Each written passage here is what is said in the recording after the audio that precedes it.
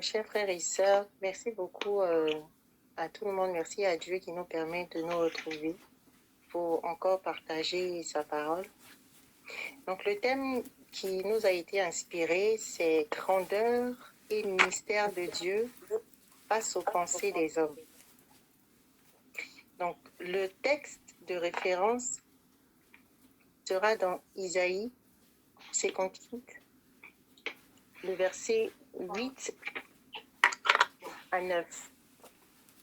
Il nous dit que « Car mes pensées ne sont pas vos pensées et vos voix ne sont pas mes voix, dit l'Éternel. Autant les cieux sont élevés au-dessus de la terre, autant mes voix sont élevées au-dessus de vos voix et mes pensées au-dessus de vos pensées. » Alors, ce qui me venait, c'était que il nous arrive parfois, de manière volontaire ou involontaire même, je dirais, ou inconsciemment, d'anticiper sur la manière dont Dieu va agir dans nos vies, peut-être à cause des pensées humaines, de nos pensées humaines qui sont peut-être basées sur la science, sur notre histoire, sur ce que nous avons pu vivre, ou même sur nos émotions. Donc ça, on peut le compléter, voilà. Or, notre manière d'analyser, et je dirais même de percevoir les choses, peuvent ne pas être, donc j'utilise le terme peuvent ne pas être, voilà, la même que celle de Dieu. Donc dans le verset de base, donc Isaïe, on peut faire ressortir l'écart très considérable, ou on va dire incommensurable même, ou je dirais immense entre la dimension physique et le spirituel. C'est pas les mêmes manières de voir, c'est pas les mêmes manières d'agir. Donc, on va prendre un exemple. Lorsque nous recherchons, par exemple, un mariage ou un enfant ou un travail, peu importe, on peut aller voir, par exemple, Papa Lignon ou même le président pour lui dire « Ah, vraiment, voilà ma situation là, si on peut prier ensemble, si tu peux me mettre dans un temps de prière et tout. » Si c'est sur 3 mois, par exemple, voilà, dès qu'on va commencer le programme où on sera vraiment ancré dans le programme, dans ce temps spécial, afin d'obtenir la grâce, c'est-à-dire que notre foi, qui n'est bien sûr pas remise en cause ici, peut nous emmener à avoir la conviction que Dieu va nous exaucer à tous les coups, comme on le dit chez nous, là. Peu importe ce qui va se passer. Donc, on reste convaincu dans notre cœur que la bénédiction, là, même si ça ne va pas venir tout de suite, c'est qu'est-ce que ça va finir par venir. Alors que cette pensée peut ne pas être vraie. Pourquoi? Parce que Dieu, il est imprévisible. Il est totalement incompréhensible. Il n'y a personne qui peut le comprendre, en fait. Il est insondable et souverain. Donc, on peut même compléter avec d'autres thèmes. Et c'est pour ça que Ecclésiaste nous dit, dans son verset 3, dans le chapitre 3, verset 11, il fait toutes choses bonnes. Dans certaines versions, ils vont dire belles en son temps. Voilà, c'est-à-dire que là, c'est le thème bonne et belle. On ne dit pas qu'il fait toutes choses bien pour nous. Et en ce soir, nous allons rajouter pour sa grandeur, donc grandeur dans le sens de sa gloire. Donc, notre pensée, je dirais cartésienne, peut également nous induire en erreur. Et c'est la raison pour laquelle ceux qui ont pu côtoyer des personnes de science, comme les physiciens, les mathématiciens et tout ça, ils ont vraiment du mal à croire en ce Dieu créateur-là. Parce que pour eux, vraiment, 1 plus 1, là, ça fait 2, quoi. Il n'y a pas d'autre chose. Donc, c'est un peu pour illustrer, hein. Si tu arrives vraiment à connaître Dieu, c'est que Dieu n'est plus Dieu. Parce qu'avec Dieu, il n'y a absolument aucune logique dans tout ce qui se passe. Donc vraiment, ce soir, je sais tous que peut-être nous traversons des situations où vraiment on ne voit pas la tête, tout est mélangé, comme on dit chez nous là. C'est-à-dire que quand tu veux t'asseoir même et puis réfléchir à la situation là, tu ne vois pas son devant, tu ne vois pas son derrière. C'est-à-dire que tout est mélangé. Voilà. Et souvent, on peut paraître incompris. Ou même on a l'impression qu'on vit peut-être une injustice, que ce soit, on va se dire, mais pourquoi ça c'est comme ça, pourquoi ça c'est comme ça. Donc, en ce soir, vraiment, je veux que Dieu puisse nous aider. Donc, je disais que au final, nous sommes, on va dire, des personnes comme qui vivent tous les mêmes choses. Et ce qui est rassurant, c'est que nous ne sommes pas non plus les premières personnes à vivre ce que nous sommes en train de vivre. Donc, en ce soir, on va analyser ensemble quelques situations bibliques, voilà, qui peut-être nous montreront la grandeur de Dieu dans le sens de la gloire, comme je l'avais dit, et aussi le mystère de Dieu confronté ou face à notre pensée. Donc, ça veut dire que ce soir, on va vraiment se mettre dans la peau de toute personne ordinaire. On va prendre des exemples et puis voir si c'était nous, comment est-ce qu'on allait réagir, ou bien si c'était telle personne, comment est-ce qu'on allait prendre les choses. Et à la suite, on verra quelles recommandations peut-être que Dieu nous donne pour nous conforter dans notre foi. Donc, tout de suite, nous allons prendre le premier exemple de Moïse. Voilà. Donc, Moïse, nous tous, on le sait.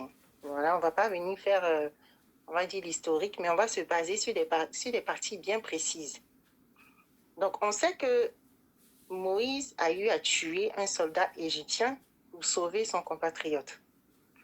Donc, en français, comme je l'ai dit, on se met vraiment dans la peau de toute personne ordinaire, là.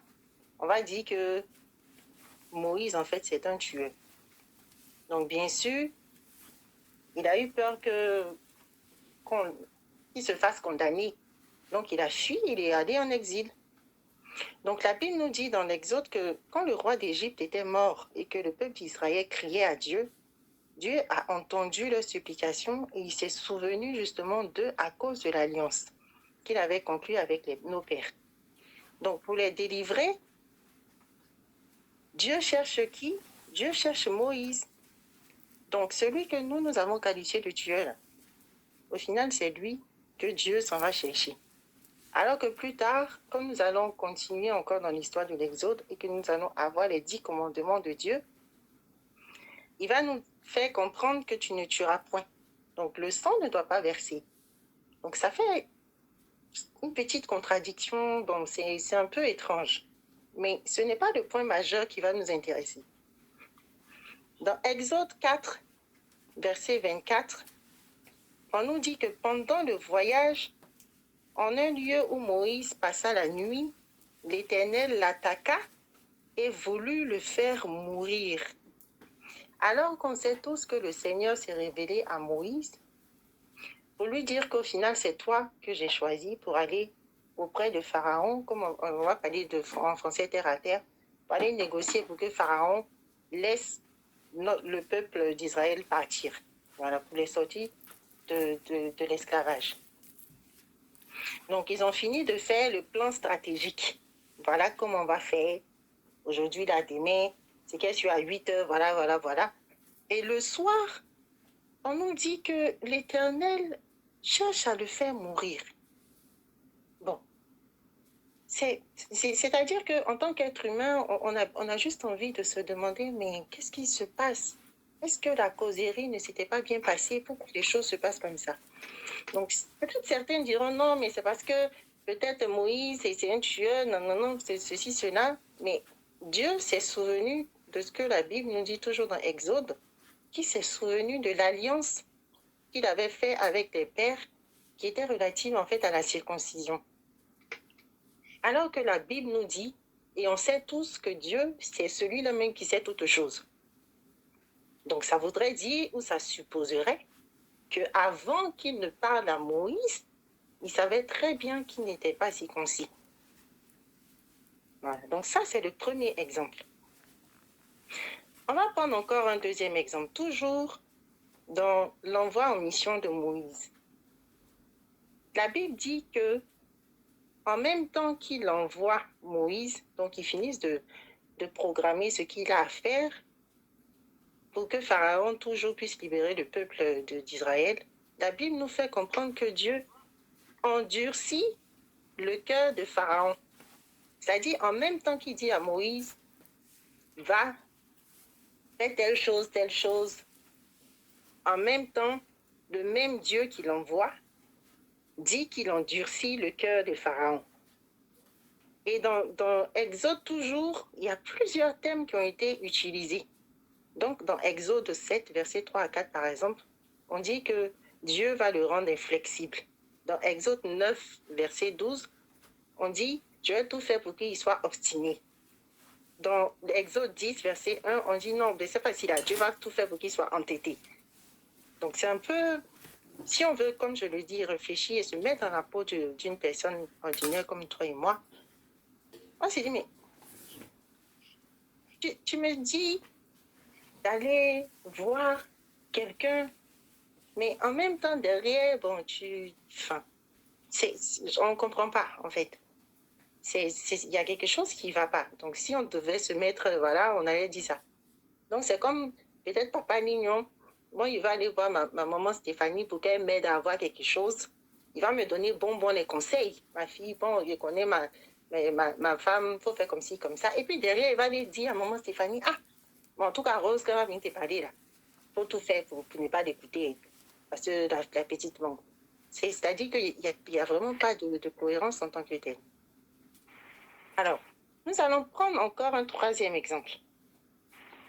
Cette fois-ci, on va aller dans Juge 7, verset 7, qui relate en fait l'histoire de Gédéon. Voilà. Donc, Gédéon qui était en guerre contre les Madianites.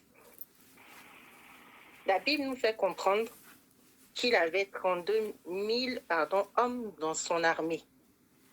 Donc, toute personne ordinaire, nous tous, on sait que plus ton armée est grande, de ce que nous, en tant qu'êtres humains, on sait, plus ton armée est grande, et plus tu auras de chances de remporter la victoire. Donc, humainement, c'est ce qu'on se dit. Mais Dieu va commencer à lui dire, bon, dans 32 000 hommes, on va prendre 10 d'abord, 10 000, pardon. Donc, il avait sélectionné les 10 000. Donc, je relate, on va dire, je fais un petit raccourci. Hein. Ce n'est pas tout l'histoire, c'est juste des raccourcis. Donc, de 32 000 hommes va à 10 000. Pourtant, dans le même livre, donc à partir de Juge 8 et à partir du verset 10, on nous donne à peu près le nombre de soldats que constituait l'armée des Madianites. Donc, si on veut bien calculer, on était autour de 135 000 hommes à peu près. Donc, de 32 000, on passe à 10 000. Donc, d'accord? Comme c'est toi, Dieu, qui nous parle, on te fait confiance, allons-y avec. Mais là encore, Dieu va choisir plus tard 300 hommes uniquement avec qui ils iront combattre les Madianites. Et c'est bien sûr pour la gloire de Dieu. Au final, ils ont remporté. Mais le point principal sur lequel je souhaiterais qu'on réfléchisse, c'est, mais si nous tous, on était dans l'armée de Gédéon, on est des soldats, et puis, bon, il vient nous dire, bon, au final, Dieu nous a dit que, bon, on va partir 300 hommes. Hein. Et ce que j'ai oublié même de préciser, c'est que Dieu a ordonné à tous les autres de partir, en fait. C'est-à-dire, même si ça chauffe, on ne peut pas aller chercher quelque part pour venir dire non, bon, on va essayer de compléter un peu, venez nous sauver. Supposons encore, hein, je prends l'exemple toujours sur mon papa Lignon.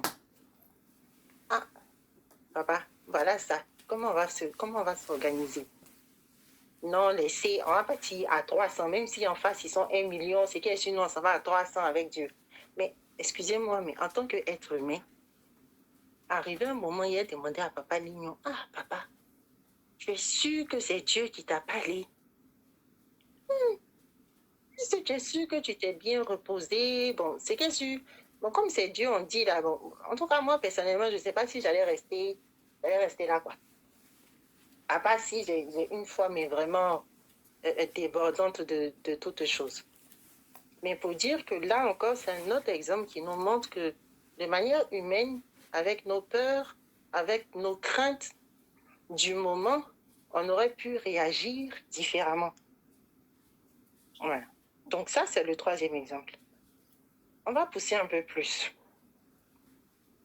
Cette fois-ci, on va parler un peu de Jésus et de l'histoire du figuier que tout le monde connaît.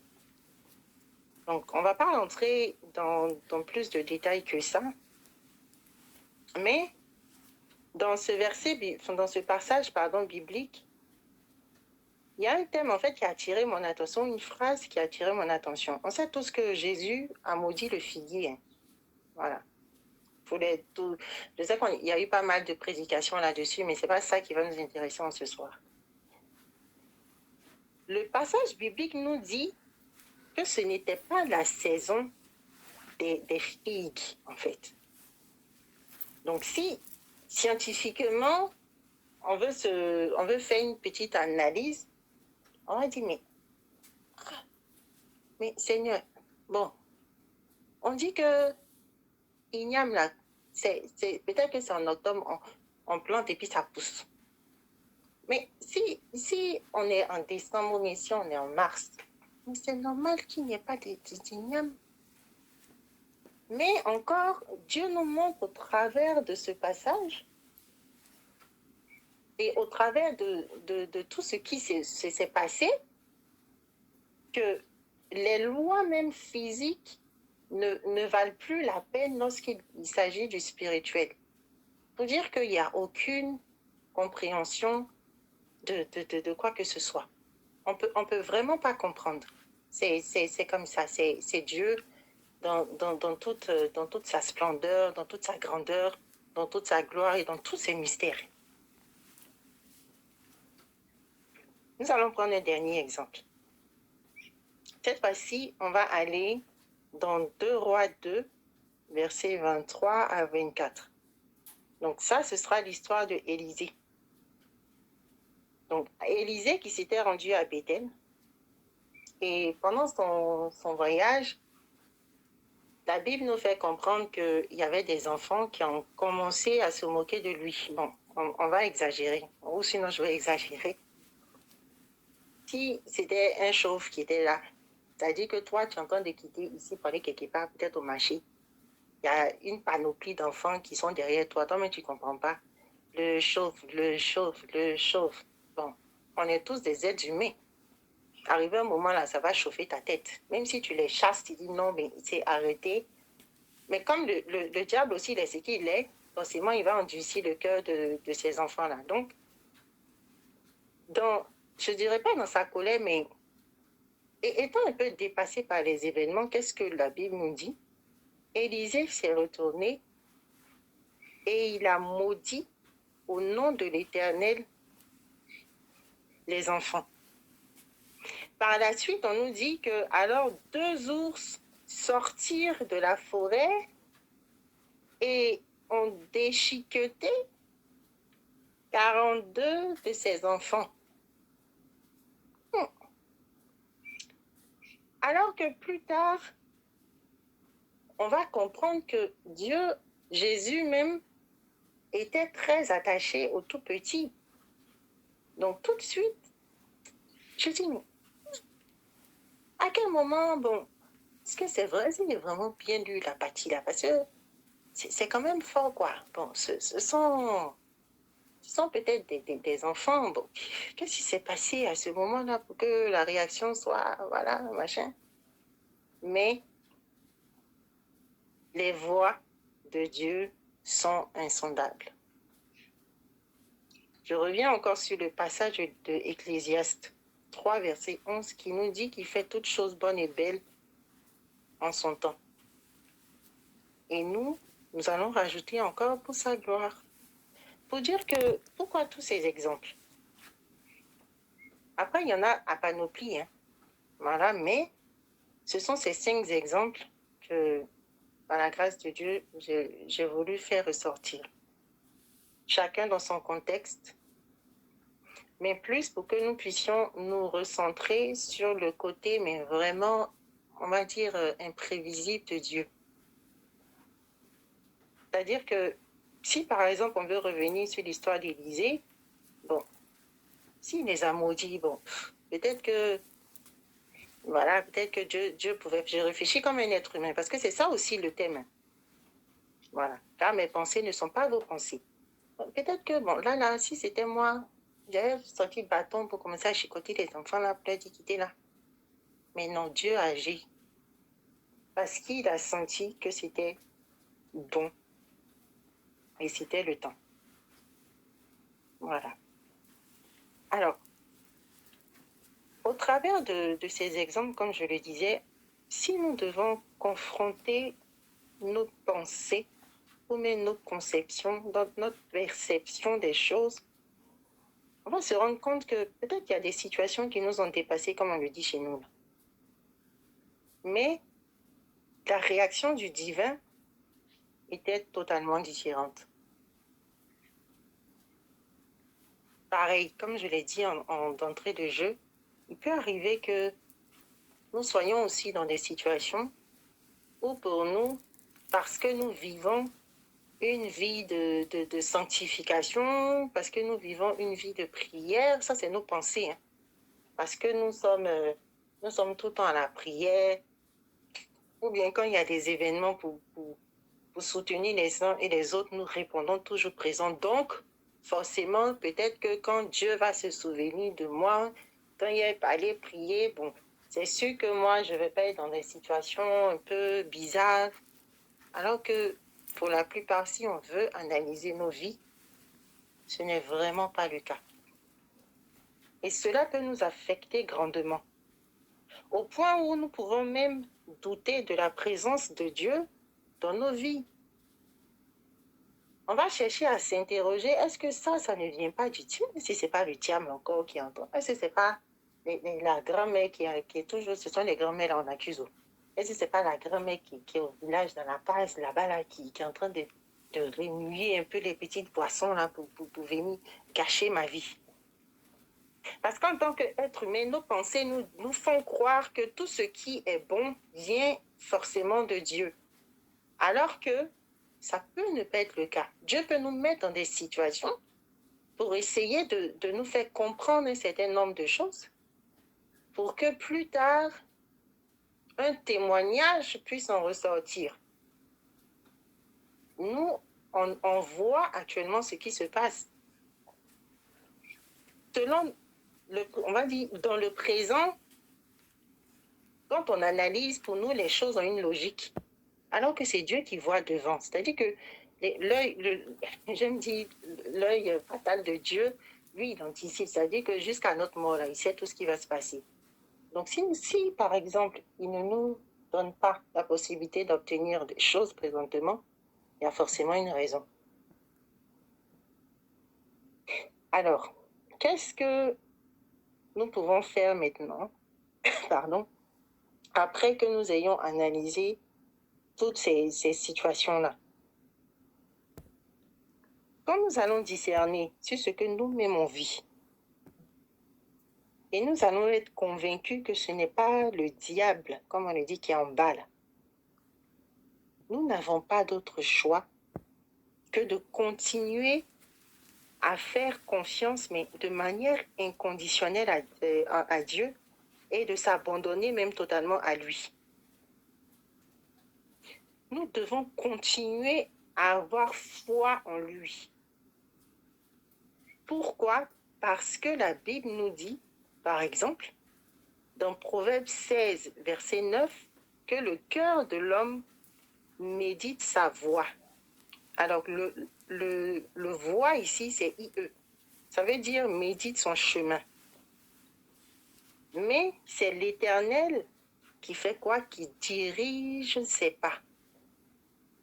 C'est-à-dire que nous, on peut vouloir être expert comptable, on peut vouloir être médecin. C'est-à-dire qu'on va se donner les moyens pour y arriver. Mais la Bible, dans ce verset, nous fait comprendre que c'est l'Éternel qui va nous conduire. C'est-à-dire qu'arrivé un moment, il faut qu'on arrête de concevoir nous-mêmes notre propre chemin et que nous fassions totalement confiance en Dieu. En plus de cela, ce qui est intéressant encore, c'est que il nous assure et il nous rassure au travers de tellement de versets dans la Bible. C'est pour ça que il faut que nous fassions l'effort, parce que moi-même aussi, je me mets dedans. Il faut que nous fassions l'effort de lire notre Bible. Parce que toutes les questions que nous nous posons se trouvent forcément, la réponse se trouve forcément dans la Bible. La réponse ne va pas se trouver chez quelqu'un d'autre. Après, je ne dis pas que Dieu ne peut pas passer par d'autres personnes pour nous éclairer, non. Mais d'entrée de jeu, la Bible, qui est la parole de Dieu, peut répondre et répond, même pas peut, répond à toutes nos interrogations. Alors, pour continuer, il nous dit qu'il sera notre guide. Dans Ésaïe 58, verset 11, par exemple, le Seigneur, je cite, « Le Seigneur sera toujours ton guide ». On dit « toujours ». Donc ça, c'est un moyen de nous rassurer. Je serai toujours ton guide. En plein désert, quand la situation te semble totalement incompréhensible, quand la situation te dépasse, comme quand la situation n'a ni queue ni tête, il comblera tes désirs et te rendra vigueur. C'est-à-dire que quand tu seras en train de traverser cette situation compliquée, dont tes doutes, lui, il comblera tes désirs et en plus, il te donnera la force de pouvoir poursuivre. Je continue de lire le verset. Tu seras comme un jardin bien irrigué, c'est-à-dire que tu ne manqueras absolument de rien. Comme une source où les eaux ne manquent jamais. Comme une source où les eaux ne manquent jamais.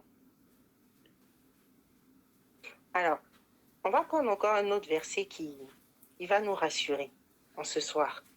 Proverbe 3, verset 5 à 6 nous dit « De tout ton cœur, aie confiance au Seigneur. Ne t'appuie pas sur ton intelligence. » C'est-à-dire, jusqu'à présent, peut-être que, parce que tu as fait, peut-être, tu as trop d'expérience, ou même peut-être tu as gros diplôme, comme on le dit chez nous, tu utilisais ta propre intelligence. Mais en ce soir, toujours dans ce verset, le verset 6, nous dit « Reconnais-le où que tu ailles. » Donc, reconnais le Seigneur où que tu ailles. C'est lui qui aplanit ta route. Lui, quand tu seras face aux montagnes les plus énormes, c'est lui qui aplanira ta route. C'est-à-dire que peu importe les obstacles, la seule condition qui est citée dans ce verset, c'est de tout ton cœur, fais-lui confiance. Et tout le reste, il va gérer. Alors, il y a quelque chose qui me vient. Je ne dis pas que quand nous sommes face à des situations, nous, on ne va pas se jouer les gens trop, on va dire, trop spirituels. Mine de rien, on est fait également de chair et de sang. On ne dit pas que si tu es face à quelque chose qui fait mal, c'est pas, on t'interdit pas de pleurer, on t'interdit pas de ne pas avoir mal. On est des êtres humains. C'est normal. Mais arrivé un moment, quand toi-même tu t'assois, tu réfléchis jusqu'à... Tu n'arrives pas à trouver le commencement de ton affaire. Là. Arrivé un moment, il faut arrêter de réfléchir et tu te décharges en fait sur Dieu. Donc le dernier verset ici qu'on va prendre qui est le summum, j'ai envie de dire, hein, parce que ça on l'entend partout, mais vraiment, le psaume 22 ou 23 dans certaines versions, qui nous dit que le Seigneur est mon berger, je ne manque de rien. Sur des prés d'herbes fraîches, il me fait reposer, il me mène vers les eaux tranquilles. Voilà, donc, et ça, on le connaît. Donc, à partir du verset 1 jusqu'au verset 6, grâce et bonheur m'accompagnent tous les jours de ma vie. J'habiterai la maison du Seigneur pour la durée de ma vie. C'est-à-dire que c'est tellement intéressant à entendre que si nous pouvons le méditer, même quand nous traversons des choses que nous ne comprenons pas, là, ça va nous apaiser. Ça va nous rassurer. Pourquoi? Parce que, mine de rien, nous avons la meilleure part, en fait. Nous sommes avec le Seigneur des Seigneurs. C'est le meilleur guide. Ça y est, tous les chemins, même les plus invisibles, même à l'œil nu, il connaît. En fait, j'aspire vraiment, je souhaiterais qu'on arrive à ce stade-là où même quand on traverse des tumultes, on a cette paix-là qui nous habite en fait. On est tranquille. Et je pense que peut-être dans notre environnement, on a déjà rencontré des personnes comme ça, où on va dire, oh, les gens arrivent, oh, ils veulent nous tuer. Tu vas regarder le visage de la personne, mais sa sérénité même va te traumatiser. Ou souvent, même tu as envie de crier même sur la personne. Toi, on te dit même qu'il y a quelque chose ici. C'est toujours toi là même. Tu vas venir faire comme si, voilà. Il faut qu'en tant que chrétien, nous arrivions à ce stade-là. Il faut que la paix de Dieu nous habite véritablement face à toutes les situations. Et c'est-à-dire qu'il faut que ce soit les autres qui s'inquiètent plus même de la situation que nous-mêmes. Parce qu'il y a des personnes comme ça. Ah, mais ça là, tu es sûr que tu vas bien? Oui, je vais bien. Tu es sûr? Oui, parce que l'Éternel est mon berger. Il m'assure que je ne manquerai de rien. Donc, tu veux que je fasse quoi? Donc, je lui fais confiance.